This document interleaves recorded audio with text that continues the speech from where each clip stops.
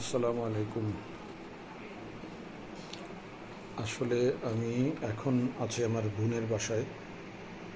আমার আমেরিকা থেকে আমার বড় ভাই ভাবি আসছেন, ওনাদেরকে নিয়ে আমার বোনের বাসায় আসছি হবিগঞ্জে। গতকাল আসার পরে উনি আমাদের জন্য বিরাট আয়োজন করেছিলেন, রোস্ট, পোলাও, কোরমা, তারপরে বোয়াল মাছ, চিংড়ি মাছ, ট্যাংরা মাছ, অনেক আয়োজন ছিল, নাস্তার অনেক আয়োজন ছিল। আজকে উনি অনেক রান্নাবান্না করেছেন।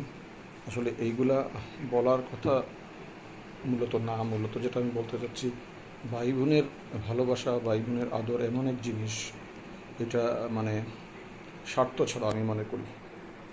অনেকেই বলবেন না ভাই বোন হয়তো স্বার্থের ব্যাপার থাকে ভাই বোনের মধ্যে বিভিন্ন বিষয় নিয়ে, কিন্তু ইনশাল্লাহ আমাদের পরিবারের ভাই বোনেরা আমরা সবাই স্বার্থ ছাড়া আমরা শুধু সম্পর্ককেই বড় করেই বেঁচে আছি। আমরা সম্পর্ককে ধরে আছি। আমাদের ভাই বোনের ভালোবাসা চিরদিন অটুট থাকুক, চিরদিন সুন্দর থাকুক। সবাই এই দোয়া করবেন।